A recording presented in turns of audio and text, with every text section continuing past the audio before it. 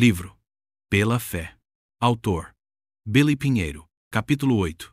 Quando a fé é provada, pela fé, Abraão, quando posto à prova, ofereceu Isaque. Aquele que acolheu as promessas de Deus estava a ponto de sacrificar o seu único filho, do qual havia sido dito: a sua descendência virá por meio de Isaque. Abraão considerou que Deus era poderoso até para ressuscitar Isaque dentre os mortos, de onde também figuradamente o recebeu de volta. Hebreus 11, 17 a 19, n. Este capítulo, veremos o exemplo de Abraão e como ele foi provado em sua fé. Ele foi testado e aprovado, e isso trouxe bênçãos incontáveis para a sua vida. Bênçãos que chegaram até nós hoje. Por meio de Abraão fomos abençoados, pois a promessa de Deus a ele: em ti serão benditas todas as famílias da terra, se cumpriu na pessoa do Messias, o Senhor Jesus, que veio da linhagem de Abraão. Louvado seja Deus por isso. Já havíamos mencionado anteriormente, e novamente o escritor cita aqui o exemplo de Abraão, destacando alguns princípios maravilhosos para nós em nossa caminhada, em nossa jornada de fé. Se somos filhos de Deus, nossa fé também pode ser provada, assim como a de Abraão foi profundamente testada. Mas, louvado seja Deus, ele foi aprovado, e é isso que o Senhor espera de nós. Que nas provações sejamos aprovados, que nossa fé seja aprovada. É muito interessante observar que Deus afirmou claramente a Abraão que através do filho da promessa, Isaque, ele cumpriria sua promessa. Você se lembra que Deus disse: porque em Isaque será chamada a tua descendência. Abraão esperou 25 anos por esse filho. Deus havia prometido, mas demorou. Já vimos a situação de Sara quando estudamos seu exemplo. Ela, pela fé, recebeu poder para ser mãe, mesmo aos 90 anos e sendo estéril. Abraão, com 100 anos, também já era idoso. No entanto, Deus cumpriu a promessa. O impossível foi realizado. Aquilo que era impossível para os homens, Deus fez possível.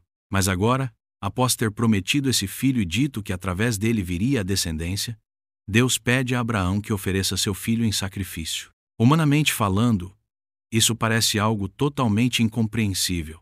Pedir que um pai ofereça seu filho em holocausto. E é interessante observar o crescente caminho das provas que Abraão enfrentou, as quais Deus permitiu para que sua fé fosse testada. Se você se lembra, a primeira prova foi no próprio chamamento de Abraão. Quando Deus o chamou, ele disse para Abraão deixar sua pátria, sua terra, deixar sua parentela, e depois ainda aumentou o pedido, dizendo para ele também deixar a casa de seu pai. Esse foi o primeiro teste de Abraão. Ele ouviu o chamado do Senhor. Embora pareça que ele tenha demorado, no final ele obedeceu ao Senhor. A segunda prova veio quando ele teve que se separar de seu sobrinho Ló, a quem era muito apegado. Após as disputas entre os pastores de ambos, a terra se tornou pequena para os dois. E mais uma vez, Abraão precisou tomar uma decisão difícil. A terceira prova aconteceu quando Sara decidiu que Abraão deveria abandonar sua serva Agar e o filho que ela havia gerado, pois Isaque, e não Ismael, seria o herdeiro. Abraão ficou muito triste com essa situação, mas o Senhor lhe apareceu e disse: atende a Sara. A primeira vez que Sara falou com Abraão, as coisas não saíram bem. Ela sugeriu que ele tivesse um filho com sua serva, o que foi uma decisão completamente equivocada. No entanto, agora ela dizia algo que Deus estava aprovando: que deixasse Ismael e sua mãe partirem. Mais uma vez, Abraão foi provado e teve que se desapegar de alguém a quem já nutria grande afeto, seu filho Ismael. Ele orou e intercedeu em favor de Ismael, mas obedeceu e permitiu que fossem embora. A maior prova de Abraão, oferecer Isaque. Abraão enfrentou uma sequência de provas em que Deus lhe pediu que entregasse coisas de grande valor. Mas agora chegou ao clímax, a maior prova que Abraão poderia enfrentar. Deus pediu que ele sacrificasse seu próprio filho. Como diz a palavra, pela fé, Abraão, quando posto à prova, ofereceu Isaque. Aquele que acolheu as promessas de Deus estava a ponto de sacrificar o seu único filho. Hebreus 11, 17. Esse foi o maior teste para Abraão. É interessante voltarmos à história para entender o que aconteceu. Precisamos voltar em Gênesis 22 e ver o que aconteceu. Depois dessas coisas, Deus pôs Abraão à prova e lhe disse: Abraão. Este lhe respondeu: Eis-me aqui. Deus continuou: Pegue o seu filho, seu único filho, Isaque, a quem você ama, e vá à terra de Moriá. Ali, ofereça-o em holocausto sobre um dos montes que eu lhe mostrar. Gênesis 22, 1 e 2. Interessante, não é? Pense na situação de Abraão. Ele já havia percorrido um caminho crescente de provações, e nós não podemos esperar que seja diferente conosco. Se somos filhos de Deus, inevitavelmente seremos provados. Todos nós seremos testados de alguma forma em nossa fé. Lembre-se do que Tiago nos diz em Tiago 1, 2 a 3. Meus irmãos, tenham por motivo de grande alegria o fato de passarem por várias provações, sabendo que a provação da fé que vocês têm produz perseverança. Ele nos instrui a ter alegria, embora no momento das provações isso não seja fácil. No entanto, ao passarmos por elas, e pela graça de Deus, sermos aprovados, nossa fé é confirmada e produz perseverança em nossa caminhada. Portanto, se você é filho de Deus, se você crê no Senhor, provavelmente já passou, está passando ou passará por provações. Mas não se assuste com isso, pois tudo está sob o controle de Deus. Ele tem o controle de todas as coisas. No caso extremo de Abraão, Deus estava no controle. Ele estava testando a fé de Abraão, mas já havia providenciado o cordeiro para ser sacrificado no lugar de Isaque. Deus estava ali provando Abraão. Na manhã seguinte, Abraão levantou-se de madrugada, e tendo preparado o seu jumento, levou consigo 2 dos seus servos e Isaque seu filho. Rachou lenha para o holocausto, e foi para o lugar que Deus lhe havia indicado. No terceiro dia, Abraão ergueu os olhos e viu o lugar de longe. Então disse aos servos: Esperem aqui com o jumento. Eu e o rapaz iremos até lá, e depois de termos adorado, voltaremos para junto de vocês. Gênesis 22, 3 a 5. Quero chamar sua atenção para como o escritor de Hebreus percebeu que Abraão cria que Deus poderia ressuscitar Isaque. Como ele chegou a essa conclusão? Está claro aqui. Abraão está com seus 2 servos e com seu filho. Mas ele diz: Eu e o rapaz iremos até lá, e depois de termos adorado, voltaremos para junto de vocês. Gênesis 22, 5. Abraão tinha essa confiança. O escritor de Hebreus, ao ler essa passagem, foi iluminado pelo Espírito Santo e interpretou que Abraão acreditava que, mesmo que Isaque fosse sacrificado, Deus o ressuscitaria. Isso fica evidente quando Abraão afirma: voltaremos. Ele tinha certeza de que voltaria com Isaque. Essa era sua confiança.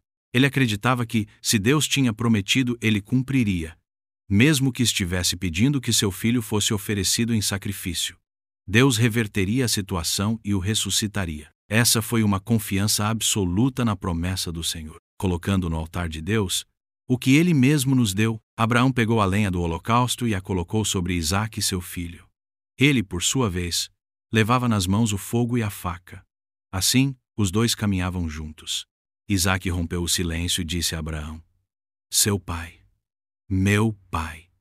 Abraão respondeu: Eis-me aqui, meu filho. Isaque perguntou: Eis aqui o fogo e a lenha, mas onde está o cordeiro para o holocausto? Abraão respondeu: Deus proverá para si o cordeiro para o holocausto, meu filho. E os 2 seguiam juntos. Chegaram ao lugar que Deus lhe havia indicado. Ali Abraão edificou um altar, arrumou a lenha sobre ele, amarrou Isaque, seu filho, e o deitou no altar, em cima da lenha. E estendendo a mão, pegou a faca para sacrificar o seu filho. Mas do céu o anjo do Senhor o chamou: Abraão, Abraão. Ele respondeu: Eis-me aqui. Então lhe disse: Não estenda a mão sobre o menino e não faça nada a ele, pois agora sei que você teme a Deus, porque não me negou o seu filho, o seu único filho. Abraão ergueu os olhos e viu atrás de si um carneiro preso pelos chifres entre os arbustos. Abraão pegou o carneiro e o ofereceu em holocausto em lugar de seu filho. E Abraão deu àquele lugar o nome de O Senhor Proverá. Daí dizer-se até o dia de hoje: No monte do Senhor se proverá. Então do céu pela segunda vez o anjo do Senhor chamou Abraão e disse: Por que você fez isso e não me negou o seu filho, o seu único filho? Juro por mim mesmo, diz o Senhor, que certamente o abençoarei e multiplicarei a sua descendência, como as estrelas dos céus e como a areia que está na praia do mar. Sua descendência tomará posse das cidades dos seus inimigos. Na sua descendência serão benditas todas as nações da terra, porque você obedeceu a minha voz. Gênesis 22, 6-18. Que tremenda experiência, não é verdade? Deus chamou seu servo, seu amigo Abraão, e o colocou à prova testando sua fé. Mas louvado seja Deus, Abraão passou nesse teste. O que podemos aprender aqui é que, assim como Abraão foi testado, nós também somos testados em nossa experiência com Deus. Todos nós, em algum momento de nossa caminhada com o Senhor, precisamos colocar algo no altar de Deus, algo que Ele mesmo nos deu. Você já pensou nisso? Às vezes, em nossa experiência, sentimos que Deus pede para colocarmos no altar algo que Ele próprio nos deu. Isso pode parecer contraditório, mas é assim que Deus age em certas ocasiões. Muitos servos e servas de Deus, muitos filhos de Deus, já passaram por essa experiência. Por exemplo, ao serem chamados para servir ao Senhor em tempo integral no ministério. Todos nós servimos a Deus em tempo integral, independentemente de nosso trabalho secular. Mesmo no meu trabalho secular, estou ali servindo a Deus. Mas aqui, refiro-me àquelas pessoas que se dedicam exclusivamente ao ministério. Muitas vezes essas pessoas têm uma carreira de sucesso, uma carreira profissional já estabelecida, e sentem o chamado de Deus para deixar essa carreira e seguir outro caminho, e precisam renunciar a isso, colocar sua vida profissional no altar do Senhor, algo que Deus lhes deu, mas que agora precisam entregar de volta a Ele. Às vezes, nosso coração está muito apegado a pessoas ou à própria família, e isso pode se tornar um obstáculo, colocando a família em primeiro lugar, acima de Deus. Isso não pode acontecer em nossa consagração. Deus nos pede para colocar no altar aquilo que está interferindo em nosso relacionamento com Ele. Cada um de nós, em algum momento, será chamado a colocar algo diante de Deus. Aprendendo o caminho de obediência a Deus, Abraão obedeceu ao Senhor. A propósito, essa é uma característica marcante da vida de Abraão. Ele vivia em obediência àquilo que Deus lhe demandava. Essa é uma lição muito preciosa para nós. Precisamos aprender esse caminho de obediência. O próprio Senhor Jesus aprendeu a obediência. Como diz a palavra, pelas coisas que sofreu. Jesus obedeceu, e através do sofrimento, aprendeu o caminho da obediência. Hebreus 5:8. Cada um de nós precisa aprender esse caminho. Aquilo que mantemos para nós mesmos, acabamos por perder, mas aquilo que entregamos a Deus, recebemos de volta. Foi isso que aconteceu com Abraão. Deus pediu Isaque, e Abraão o colocou nas mãos de Deus, mas o recebeu de volta. Veja o que aconteceu com Abraão. Quando ele passou por essa prova e colocou seu filho no altar, estava prestes a imolá-lo, e Deus o mandou parar. E o que aconteceu? Deus fez novamente uma promessa a Abraão, multiplicando e acrescentando bênçãos. Ele disse coisas tremendas, prometendo a Abraão o que aconteceria com ele e sua descendência. Deus declarou: 16. Por que você fez isso? E não me negou seu filho, o seu único filho, juro por mim mesmo, diz o Senhor. 17. Que certamente o abençoarei, e multiplicarei a sua descendência como as estrelas dos céus, e como a areia que está na praia do mar. Sua descendência tomará posse das cidades dos seus inimigos. 18. Na sua descendência serão benditas todas as nações da terra, porque você obedeceu a minha voz. Gênesis 22, 16-18. Essa prova que Abraão passou em obediência ao Senhor trouxe benefícios não apenas para ele, mas para toda a sua descendência, chegando até nós. Louvado seja Deus! Quando colocamos no altar do Senhor aquilo que Ele nos pede em consagração, devolvendo ao Senhor e renunciando a certas coisas que Ele nos solicita, e fazemos isso com uma atitude de obediência, o Senhor acrescenta e abençoa tremendamente. Como vemos na palavra, se retivermos aquilo que o Senhor está nos pedindo, acabamos por perder. Mas se entregarmos, ganhamos muito mais. Esse é um princípio que o Senhor Jesus nos ensinou, quando disse: em verdade lhes digo, se o grão de trigo caindo na terra não morrer, fica ele só, mas se morrer, produz muito fruto. Quem ama a sua vida perde-a, mas aquele que odeia a sua vida neste mundo, irá preservá-la para a vida eterna. João 12, 24 e 25. Aqui, o Senhor nos ensina sobre a necessidade de negar a nós mesmos e entregar nossa vida ao Senhor. A nossa fé é depurada através das provações. Perceba que somos provados de muitas formas. E por que somos provados? Porque nossa fé precisa ser depurada. Às vezes, nossa fé ainda contém algumas impurezas e precisamos passar por um processo de purificação. Veja o que Pedro diz em 1 Pedro 1, 6 e 7.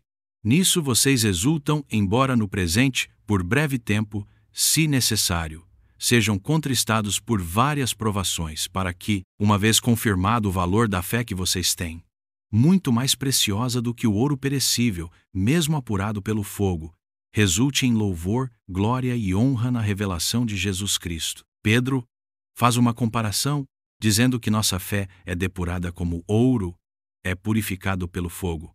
O fogo remove as impurezas do ouro, tornando-o mais puro.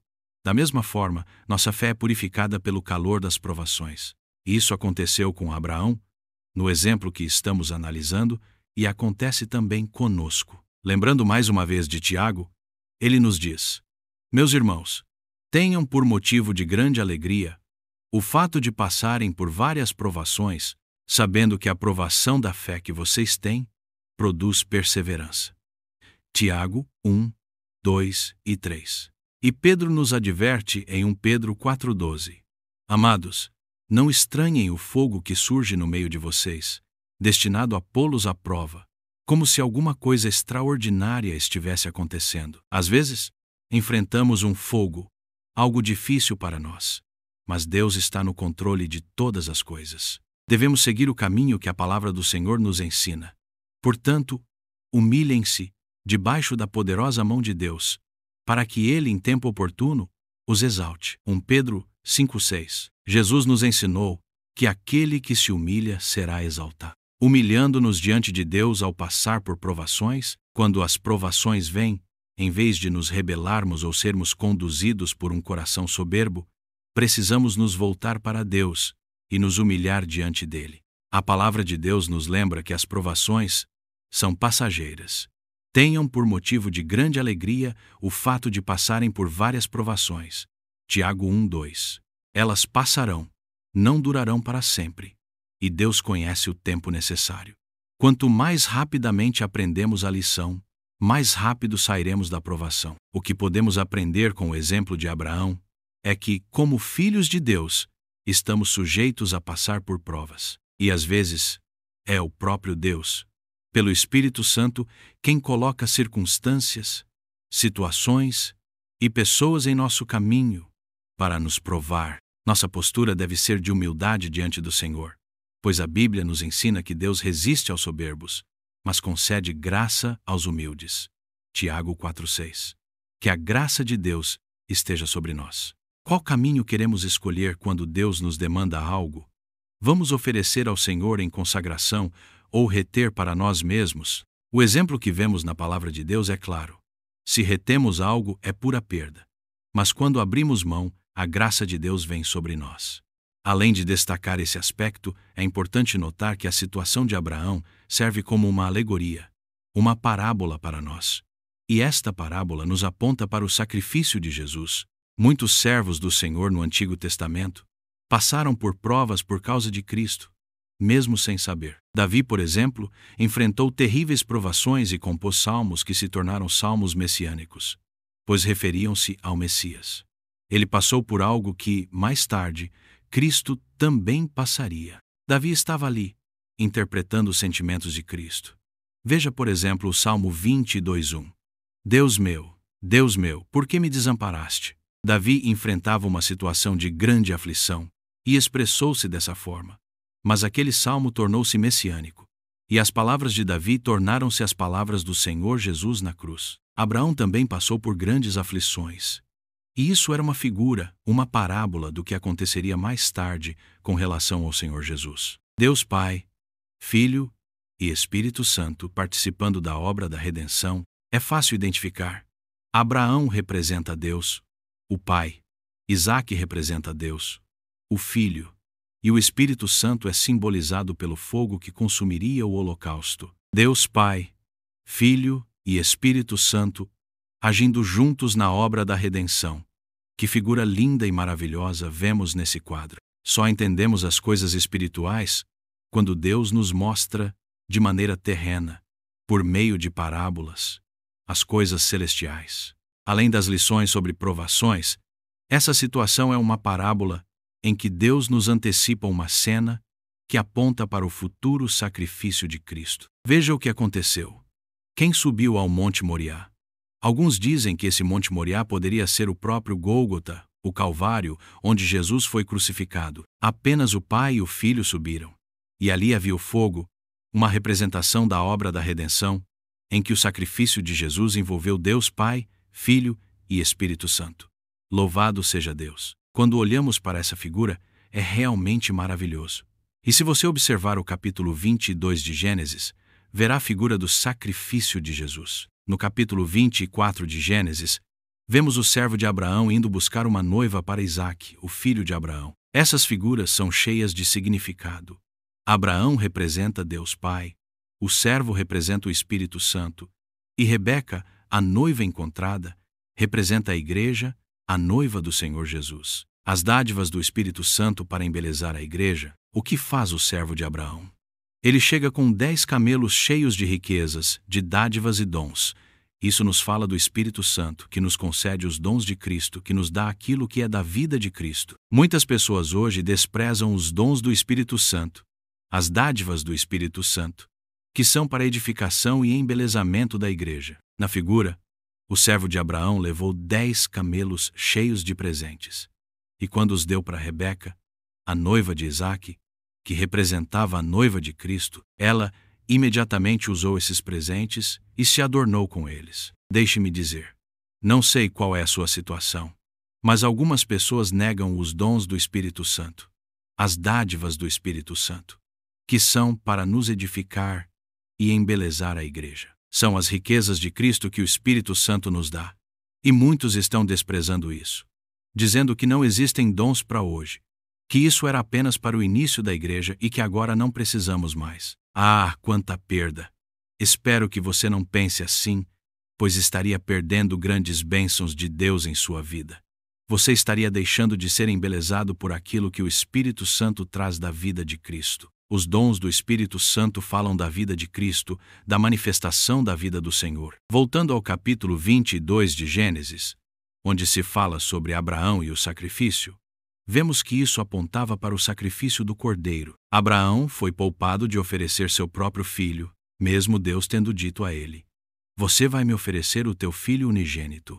O que isso nos lembra? Jesus é o filho unigênito de Deus Pai, que foi oferecido por nós. No caso de Abraão, Deus interveio e não permitiu que o filho de Abraão morresse. Mas no caso de Deus Pai, ele foi até o fim por amor a mim e a você. Deus colocou seu próprio filho no altar do holocausto. É interessante pensar nessa figura. Isaque foi amarrado por Abraão. Abraão já estava velho, com cerca de 120 anos, enquanto Isaque provavelmente tinha entre 15 e 20 anos. Já era um jovem forte. Como Abraão conseguiu amarrar Isaque e colocá-lo no altar? Isaque, em submissão a seu pai, permitiu que isso acontecesse. Se ele não quisesse Abraão, em sua idade avançada, não teria conseguido. Que figura maravilhosa do Senhor Jesus!